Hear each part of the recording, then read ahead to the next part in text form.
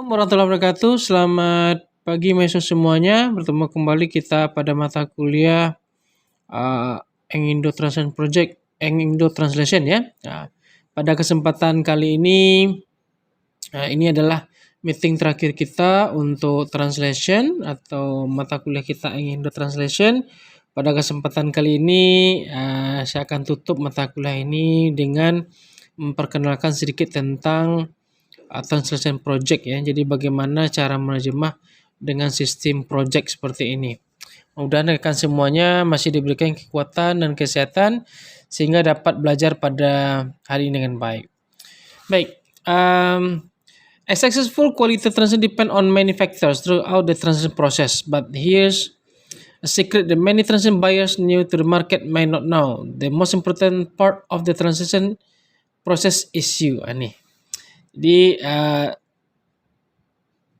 suatu hal yang membuat kita sukses gitu ya, yaitu tentang terjemahan yang berkualitas sebenarnya tergantung kepada banyak faktor yang berada pada proses terjemahan itu sendiri. Tetapi banyak sekali orang tidak menyadari bahwasanya yang paling penting dari segi penerjemahan itu adalah dirinya sendiri. Jadi si penerjemah itu sendirilah yang paling penting dari segala proses. Baik apakah dia menerjemah teks-teks berbagai macam teks, itu dia sendiri juga yang merasakan nanti ya. Dengan adanya banyak pengalaman, dengan banyaknya rintangan yang sudah dilewati, akibatnya dia akan mengetahui bagaimana cara menerjemah yang baik. Walaupun kita mengetahui banyak teori tentang terjemahan, tapi kalau kita tidak pernah mendalami atau mengalami proses itu sendiri, maka kita juga tidak akan pernah mengetahui tentang terjemahan itu sendiri.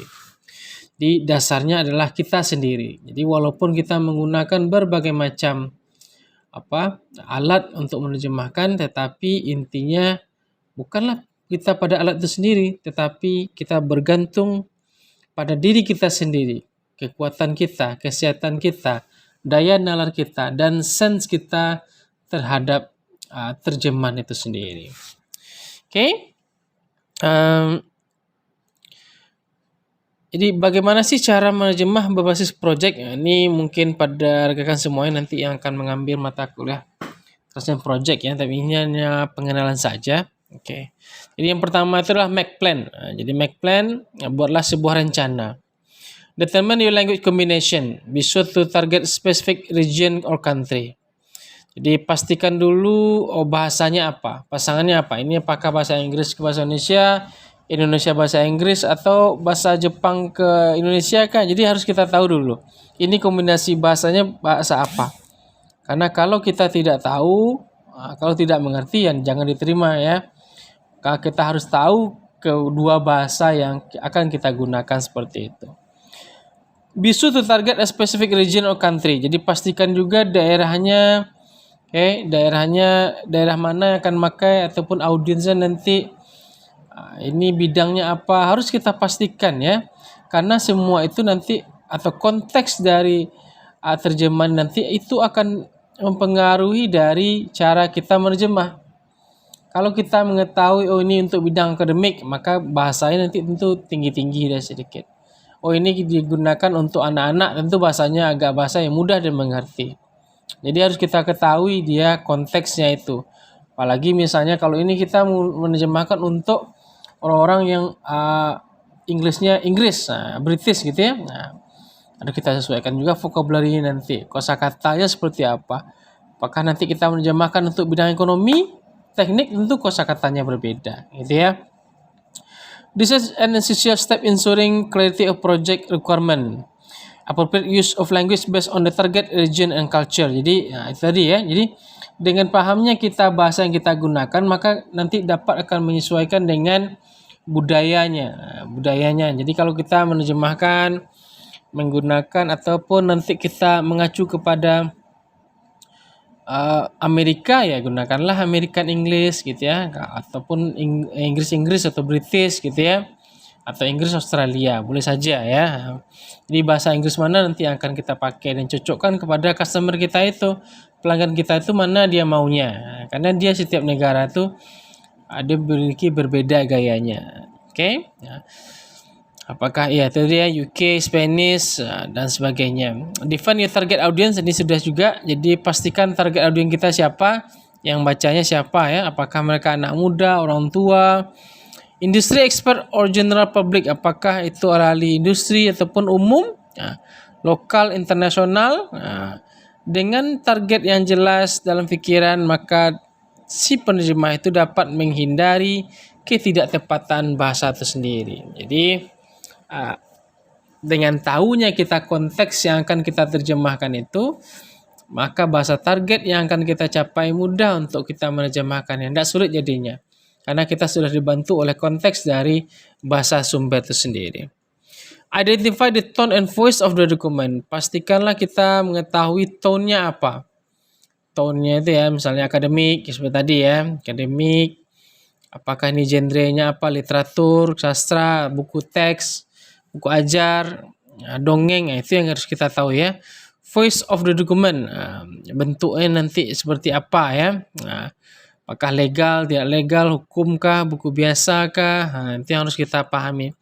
Consider the subject matter and target audience. Jadi pastikan juga pokok permasalahan atau topik yang dibahas di sana, gitu ya. Apakah legal, ya sama bahasa hukum, medis, teknik, itu membutuhkan katanya serius dan formal tone in some cases. Jadi memang memerlukan kosakata atau perhatian khusus untuk itu ya. Gunakanlah passive voice. Jadi kalau dia menginstruksi dia nanti bagaimana cara kita menggunakan kalimatnya gitu ya. Kalau menggunakan kalimat pasif atau aktif ya gunakanlah tergantung kepada konteks dari teks itu sendiri nanti. In contrast katanya marketing content allows more freedom in diction and tone including use of the active voice to ensure easy reading. Nih kalau katanya pada bagian marketing gitu ya, konten-konten di bidang marketing itu nanti maka si penerjemah boleh-boleh saja nanti katanya ya lebih bebas ataupun lebih bisa bergaya atau bermodifikasi ya bahasa mana yang dia pakai, apakah aktif atau pasif. Tapi biasanya kalau dia yang marketing ini dia akan lebih banyak menggunakan active voice ya, kalimat-kalimat aktif ya gitu seperti itu. Selanjutnya ada set publishing requirement ini. Jadi kalau kita sudah mendapatkan dan selesai nanti terjemahan kita harus tahu nanti penerbitannya seperti apa.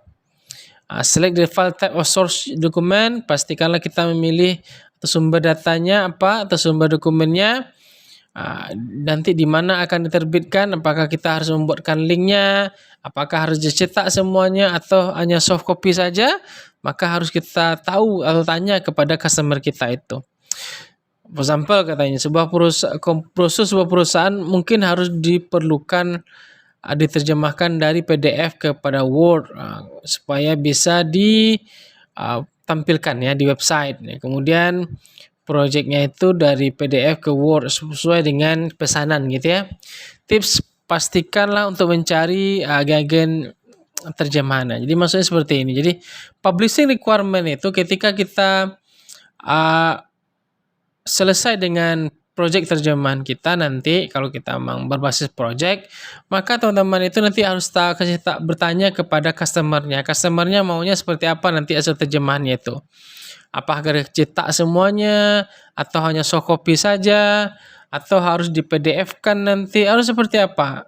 Kadang-kadang itu yang kadang kita lupa setelah terjemahan selesai. Jadi pastikanlah publishingnya itu bagaimana cara mempublikasikannya ya. Oke. Dan yang terakhir bagaimana sih caranya menerjemah berbasis project? Langkah selanjutnya, jadi setelah selanjutnya prepare your source document. Pastikanlah sumber dokumennya sudah diberikan oleh customer kita kepada kita.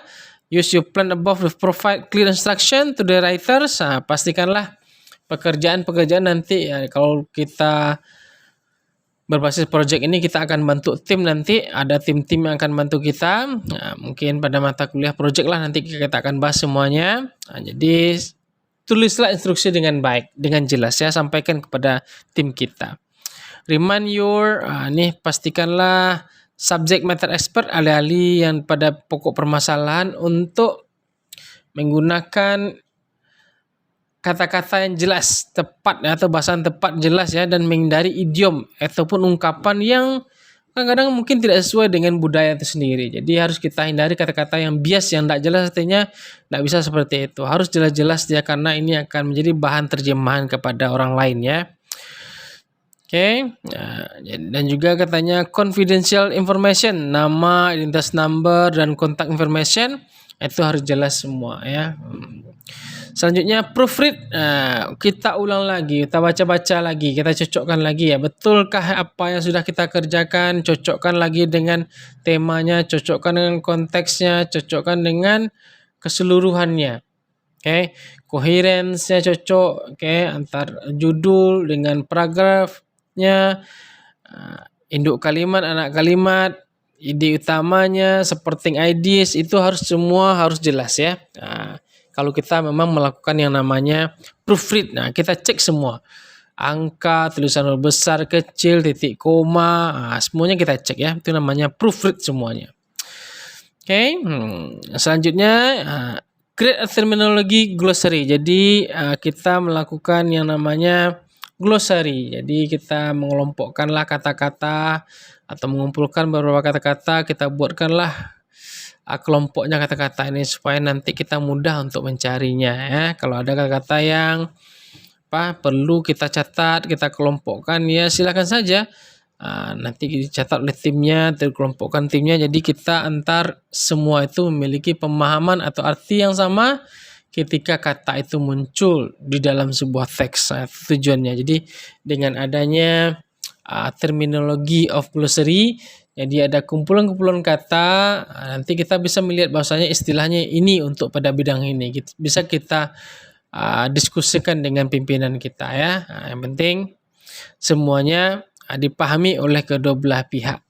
Itu yang penting ya. Oke, kira-kira itulah topik kita untuk hari ini, tidak begitu panjang, mudah-mudahan akan semuanya dapat memahami. See you, assalamualaikum warahmatullahi wabarakatuh.